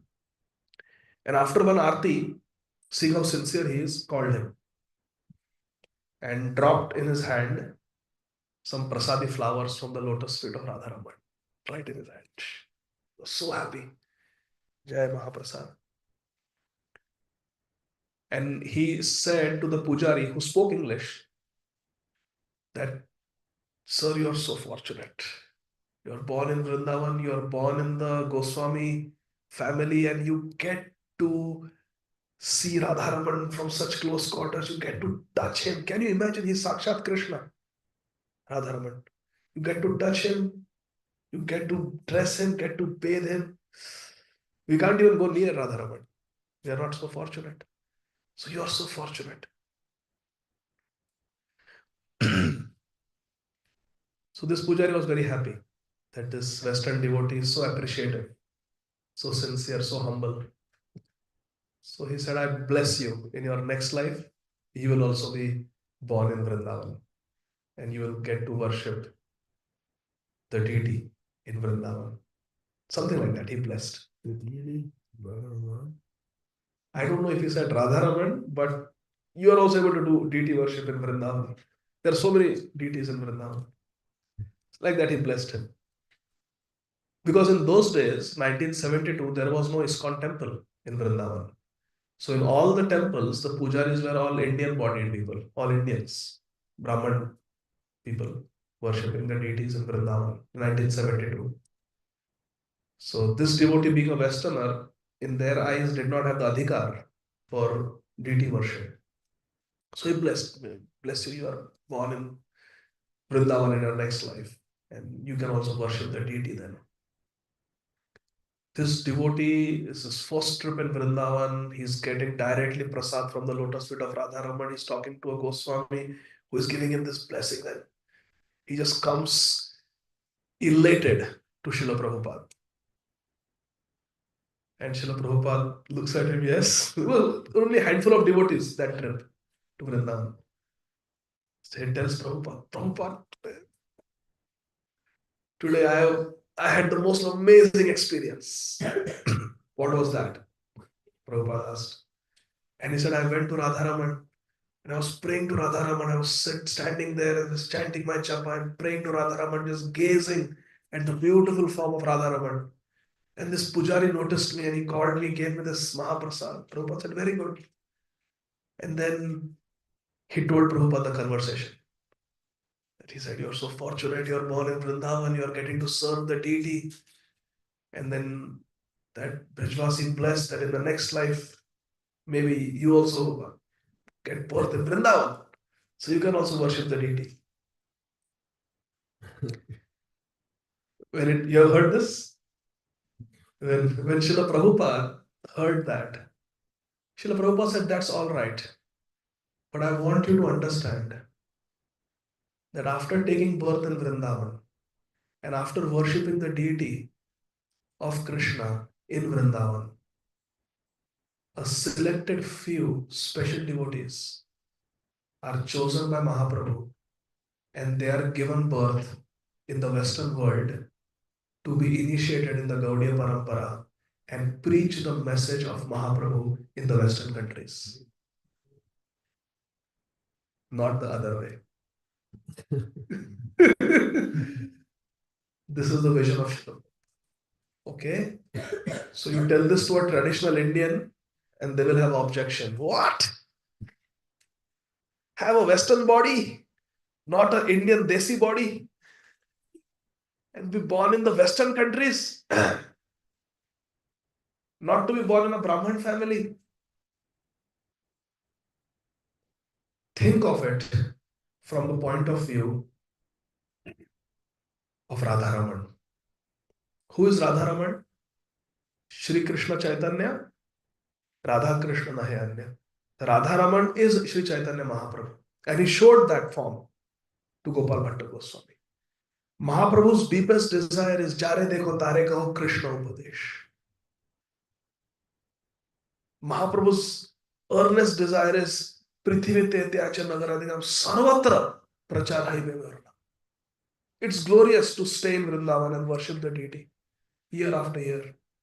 The deity is happy, you are happy, and you perhaps go back to Godhead. But it is more glorious to do what Mahaprabhu wants. To do what will deliver us is good, but to do what Mahaprabhu wants is the best.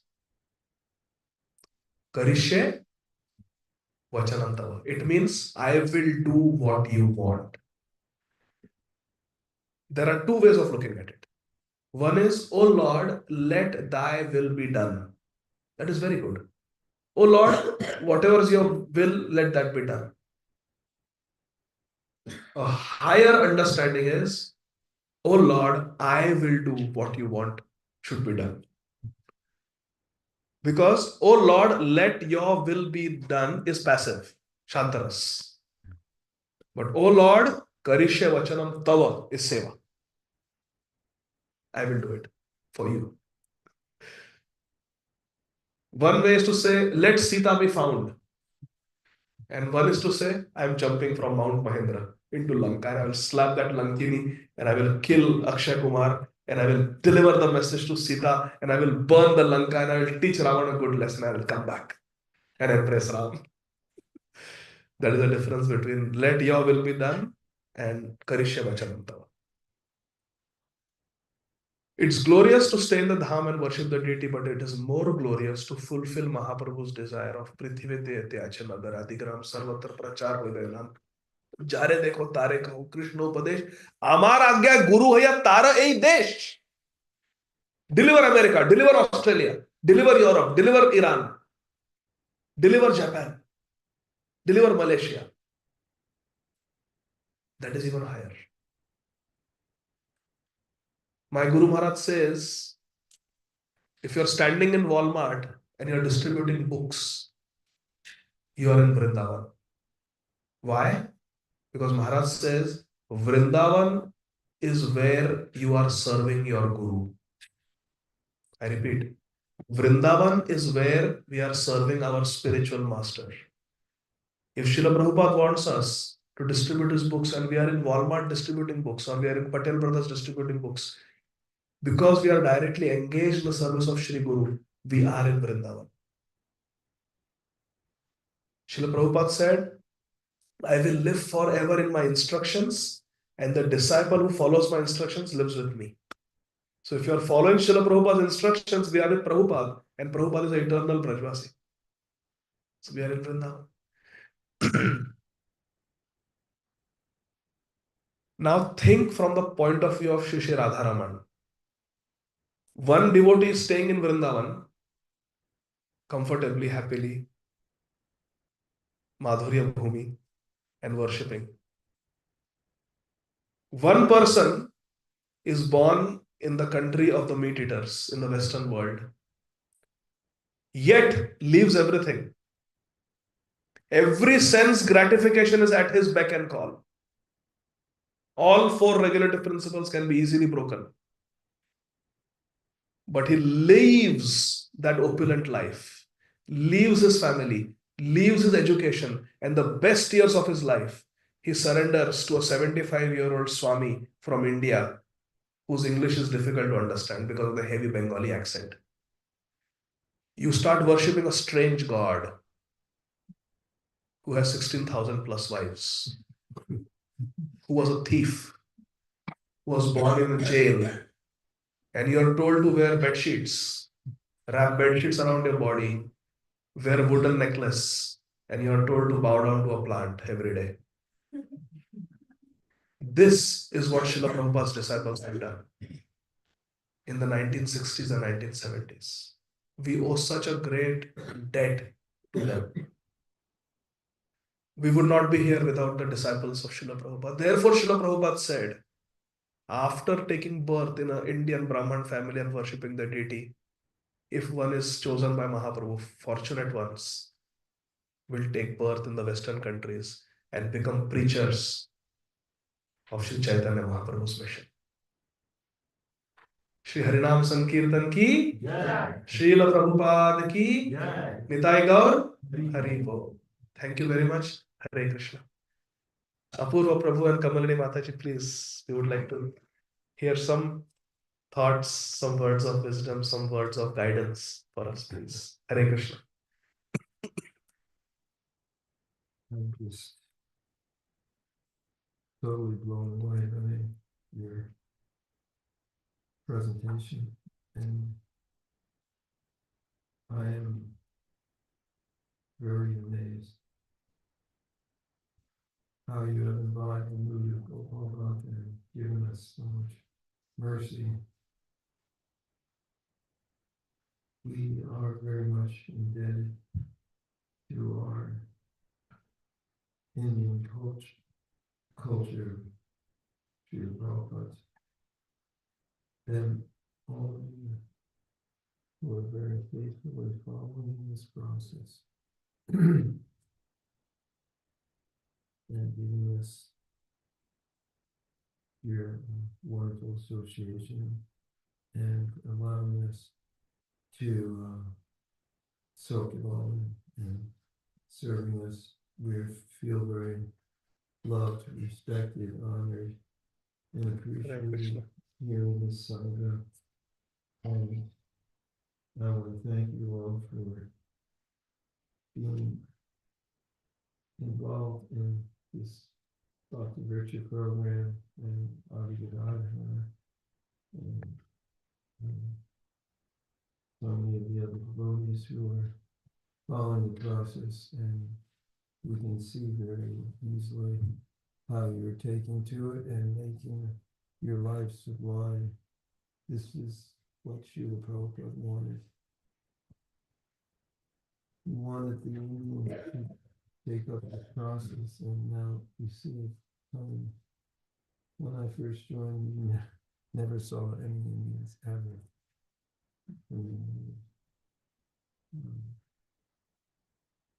I'm very enlivened with today's presentation, and I experienced really in depth the mood of Gopal Bhatta, Goswami, and entered into a whole new perspective of Lord Chaitanya's pastimes, his mercy, and of course the amazing story of Radharamana. I never knew all these details. I felt like I was right there. The way you were able to just present every detail, it was just so wonderful.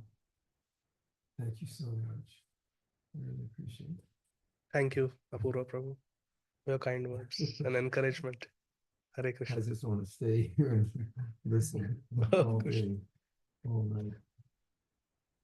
I have a few questions, but first of all, I could say like for some motivation is giving Krishna consciousness to others. Like just think of, what inspired you so much. Perhaps it's hearing from Adi Gadadhar and also reading Prabhupada's books and engaging in kirtan or japa or cooking with the devotees.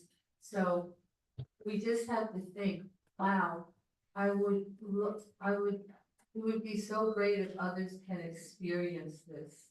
So that's why we want to share Krishna consciousness so they can experience what we're experiencing. And to see, like when Adi Gadadhar comes to North Carolina, we have about 100 people at our Bhakti Rickshaw groups. So you all should have also 100 people. So if all of you just invite, another 2 people, then you want, like what you all are experiencing, hearing from Adi Gadadhar, don't you want everybody to have that experience and that example of someone who worked for 10 hours and then has to write 20 medical reports and chanted 16 rounds today and read and gave class and then the day's not over yet. So like that example of how we can aspire to imbibe some of these qualities. So we want everyone to have that experience. That's why in any way we can, we share. Like even in your workplace, like casually, someone will say, "Oh, did you have a nice weekend?" "Oh yeah, I had a great weekend. I got to go and went to my friend's house and we had this guest speaker there and he told us all about great saints in our line and then we had this incredible dinner and singing." It's inevitable that you get an opportunity to share with others. So don't be shy about it. And so if I feel also very fortunate to come in contact with Adi Gadadhar. Okay, so thank you for, because it's not just look at the efforts that he put into this presentation and every single presentation. He had to first imbibe it and study it and recall it. It's not just such a simple thing. So we can so much appreciate that. So thank you again. And so one of my questions is, how what did you say Lord Chaitanya? Oh, it was the dream, wasn't it? And he told Gopal Bhatta, little Gopal, 18-year-old, he said, "Don't tell anyone about this." And many times we find that in the scripture, like when the Brahmin came to Nimai and he said, "Don't tell anyone." Lord Nimai said when he showed his form. So many times we hear that. So how are we hearing about it today?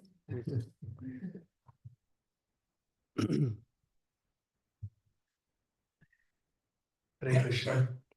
Thank you, Apurva Prabhu, for your encouraging words. Thank you, Kamalini Mataji, for encouraging us to preach and grow.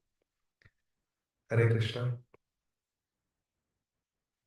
So regarding this incident, many times it happens that certain incidents happen and Mahaprabhu says, "Don't tell this to anybody." Yet we find it in the pages of Chaitanya Charitamrita, Chaitanya Bhagavat.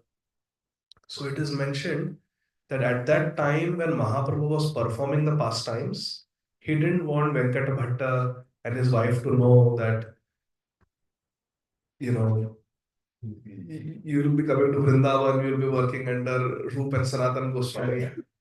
Because Mahaprabhu wants the Leela to unfold naturally and not to be revealed that the Navadvip Leela that Gopal Bhatta had the vision, it is eternally going on in the spiritual world. That's what he saw. He saw Nitya Navadvip with that Shiva Sangam pastimes going on eternally. Then it will spread that, oh, Mahaprabhu is Bhagwan, Mahaprabhu is.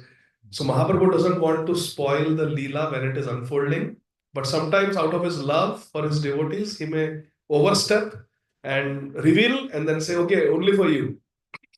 Don't tell anybody. So that the Leela can continue nicely. So that is the reason. So how it is revealed to the authors, because these authors like Vrindavan Das Thakur, Srila Krishnadas Kaviraj Goswami, Srila Narani Chakravarti, they are writing it much after Mahaprabhu's pastimes have concluded in this world. So for them, when they sit in Samadhi and they think, then Krishna reveals to them in their heart all the conversations, all the details, everything that happened, and then they are able to write it. It is called Samadhi Bhasha. Like Srila Sanatan Goswami in Brihad Bhagavatamrit, he writes about a conversation that happened 5,000 years ago between Uttara, Mother Uttara, and Parikshit. So Sanatan Goswami was not there. So how does he know? Or Srila Bhaktivinoda Thakur writing about the conversation of Ramanujacharya and Lord Chaitanya when Ramanujacharya came to Navadvip in Navadvip Dham Mahatmya book. So how does Srila Bhaktivinoda Thakur know all that? It is Samadhi Bhasha, where these great devotees, they can actually enter into the Leela and everything is revealed to them and then they write it down, what they are seeing in their Samadhi, in their meditation. So it's because of Samadhi Bhasha. Does that make sense? Yeah, also, well, you know, like you were saying, there's different versions. So I always wonder, like, how come there's different versions? Like I read there were 12 Shaligrams and you said there were 8. You know, little like details like that. And I also read that his parents told him before they left, "Oh, you should just go now to Vrindavan." But anyway, little details. And just like the story you just told about the Pujari, anytime I hear an Indian devotee tell a story, it's always a little different, the details. So I can imagine in hundreds of years, like this, I hear, you know, devotees from Pune and from Chaupati sometimes, and the details are often a little different. So could that happen like over time? Things kind of change a little, although the essence is there, and you know, maybe the language is there and everything. I don't know. Hare Krishna. Yeah, Yes, Mataji. This danger is always there. And therefore in Bhagavad Gita, also, Lord Krishna says that Sakaleneha Yoganashta Parantapa. That with time, things were changed and then the parampara was lost. So this danger is always there, where it's called the Chinese whisper. oh, When things are transmitted, so, yeah, right. So that is always the danger, and therefore we have to try to be as faithful as possible to the Acharya's version. And as preachers, it behooves all of us to be very careful. Like you said, the essence is there, but you don't know in 100 years and 100 generations are going to repeat that story. The details may change unless it is put down in a book authentically describing what exactly happened. There will be different versions, and there are different versions even in the scriptures. Even certain pastimes that are described in Srimad Bhagavatam, that same pastime Sri Chaitanya Mahaprabhu is telling in Chaitanya Mangal, it is described differently. If you read the chapter that describes Jagai Madhai in Lochandas Thakur's Chaitanya Mangal, it is significantly different from what is described in Chaitanya Bhagavat by Srila Vrindavan Das Thakur. Now, both were contemporaries almost, and yet they are writing it so differently. And we see this all the time. Even what is described in Harivansha Puran, Krishna's pastime, what is described in Srimad Bhagavatam, the details can be different. The theme is same, but different details are there. Narsimha Puran, Srimad Bhagavatam, the seventh canto Narsimha Lila is described differently. So is it Kalpabhed? But yes, this phenomena is seen quite often, that things get changed, and we just have to be very careful. I remember when I was from Puri, I asked, I read Swami, he was Brahmachari in the Brooklyn temple. And I said, in one place it said Putana was 6 miles long, and in another one, 12 miles long. Like I really like if details are off. He said the idea is she was very long, not to get all hung up on the exact like that. Okay, I know everybody's probably hungry, but I'm wondering about the deity worship. Like Prabhupada said, the devotees should learn from Radharamana temple standards. But don't we have a very high standard too? And Krishna Balaram Mandir, isn't that considered a very high standard? Yes, Krishna Balaram Mandir also we have very high standard. And most of our temples. Yes. Okay. All right, well, thank you very much. Also, you mention about Raman, how his teeth show, and also he has fingernails and teeth, like Raman, you can see when he smiles. Yes. Yes. Okay, thank you very much. Hey Krishna. I have one last question. I was reflecting on, you were explaining about how the Muslims were like trying to wipe out all the deity worship. And then they went through all this trouble with the Radharamana deity. I mean, the deity was thrown in the water. Why were they so adamant about destroying all the deities? And it seems like, whoa, over the top, like too much. In the traditional Vedic society, everything revolved around the deity. In a village, every village would have one main temple. You go to Remuna, and there is Khirchor Gopinath, and all the life revolves around Gopinath. You go to Puri, everything, the center is Jagannath. So traditionally, you go to Srirangam Puri, the life and soul of everyone is Ranganath, deity. Go to Kanchipuram, it is Varadaraj. Go to Tirupati, it is Lord Venkateshwar. So traditionally in the Vedic society, the center of civilization was a deity, and everybody was the servant of that deity. And the idea of Muslims was, if we destroy the temple, we break the deity, the Hindu faith will be shattered. And then their entire life will be turned upside down, everything will go haywire, and then we can convert them. Look, your God is not a real God, it's just a statue you are worshipping. We broke, could not do anything. He cannot even protect himself. Your God cannot protect himself from us. Your God cannot protect you from us. Your God is not a real God. You should surrender to Allah. He has no form. We cannot make an image.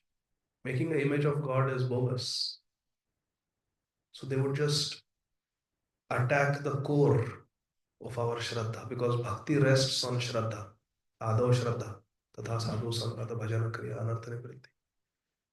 So it was a very systematic plan. The Muslims did it by physical brute force, and the Europeans did it Britishers, when they came, through their intelligence. Muslims did it through physical military brute force. And the Christian invaders, they did it through philosophy. They didn't break the temples so much. They didn't kill the Hindus so much. But they attacked the faith system of the Hindus by creating bogus interpretations of our own scriptures, overemphasizing caste system, creating divisions between Hindus, creating sections between Hindus, monetizing education, which was never there before in the Vedic culture. Education was free for everyone, but they monetized it for the first time. They what? Monetized it by creating the school systems where you pay fee, monetize to fee for education. This concept doesn't exist in the Vedic culture. You go, the guru accepts you, teaches you for free, and at the end of your education, you can give some guru dakshina. But the system that Britishers introduced is when you get admitted to a university, you first pay the tuition. They put a price tag on education. They put a price tag on food. Food was not sold in the Vedic culture. There was hospitality. You just give, you serve the guests, but the concept of hotels, restaurants, where even water you have to pay, that's a very Western concept. By introducing these, they introduced their education system, where Hindu practices were condemned and looked down upon. This subtle form of attack on the Hindu psyche was done by the Christians, where they attacked the faith, the basis of Hinduism. So Muslims did it with brute force, and the Christians did it through educational propaganda, stopping the Gurukul system, introducing Western education, and in that Western education, glorifying the Thames River instead of Ganga. Like that. Prabhupada said, when I went to the Scottish college, they used to glorify the Thames River as if it was some heavenly river. And when I came to London, I saw it was just another dirty river. Something like that. So, all these attacks on the Sanatan Dharma were simply to subjugate the people. Actually, the movie Universal Teacher, the 1 hour documentary on the life of Srila Bhakti Siddhanta Saraswati Thakur. Have you seen that movie, Mataji? The beginning. In the beginning, they very nicely portray what was the social background in India when Srila Bhakti Vinod Thakur, Srila Bhakti Siddhanta Saraswati Thakur, and our Prabhupada advented. And what we can do is, does this have a sound system, Prabhu? Yes. So we can just hold our hunger for 5 minutes and we can watch. It is really very nicely presented. Universal Teacher. But before that, is there anything else you wanted to say, Prabhu? Is that okay? Yeah, it's okay. So we want to do Kirtan also, but before the Prasadam comes. So can we do Kirtan for some time? We'll do Kirtan and I will pull that up and then we'll start distributing Prasadam and we can watch that while eating, honoring Prasadam. Is that okay? So who wants to do Kirtan? Mataji? Kids? Okay. Who wants to do Kirtan? Where is Abha? Abha Kirtan karte beta? No? Akshay Kirtan? Haridas? Let's see the movie first. Yeah, they will just do Kirtan. A movie first? Okay, we can do that also. Okay. We have to move. Not that Kirtan is on. This will just be 5 minutes. And Yeah. This one.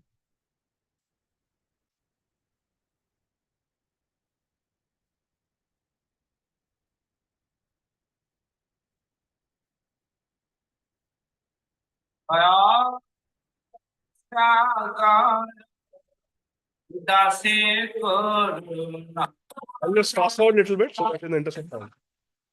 History of modern India.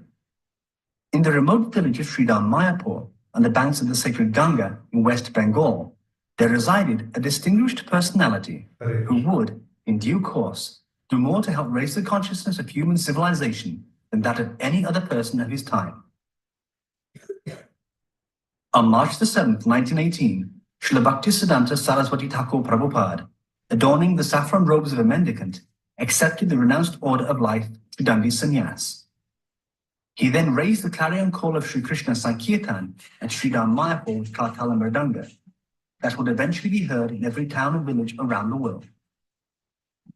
In so doing, Saraswati Thakur brought attention to the deep spiritual teachings of Krishna consciousness. He issued a universal challenge of totalitarian war against all philosophical and theistic misconceptions that cover the true identity of the soul, is Krishna consciousness. The only real welfare work to be done is the distribution of Krishna consciousness, wealth, and birth and death. The Sankirtan movement, started by Saraswati Thakur from Sridham Mayapur, was the revival of the original Krishna Sankirtan movement of Sri Chaitanya Mahaprabhu in the 15th century. Through his preaching, Saraswati Thakur attracted to his mission many sincere members of the intelligentsia and social elite of Bengal. Together with his disciples, Saraswati Thakur led a second renaissance of the Krishna consciousness movement, establishing temples, defeating opposing philosophies, recruiting thousands of converts to the doctrine of divine love, and publishing ancient and modern spiritual texts in periodicals, books, and newspapers, and distributing them throughout India and abroad. From the time of his accepting Tridanya Sannyas in 1918 until his departure from this world in 1937, his mission, known as the Gaudiya Math, flourished under his guidance. Bhaktisiddhanta Saraswati Thakur Prabhupada was born in Orissa at Jagannath Puri on February 6, 1874, as the seventh child of Bhaktivinoda Thakur and Srimati Bhagavati Devi. Bhaktivinoda Thakur was a government official and was in charge of the Jagannath temple in Puri. In his spiritual Sorry, I just want to make sure I'm in the right movie. Bhaktivinoda prayed fervently to Lord Jagannath to kindly send him someone who would be capable of preaching the message of Sri Bhaktivinoda and Bhaktivinoda. By the age of 7, So he they was have assisting edited his that part father of in the story. proofreading the Sajjana Toshni, a monthly spiritual journal. That same year, he received Harinam initiation with Tulsi beads and So Narasimha. actually this is not the same movie, but in the initial 10 minutes, they show the social background, what was happening, what the British did, what the Islamic invasion did, but they have edited it out in this movie. But I will. I don't want to because you have so. You want to do here. But this is a very nice movie. Everybody should watch it. Haris. Prabhu, you.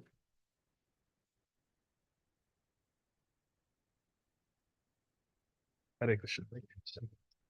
Yeah. Srila Prabhupada ki.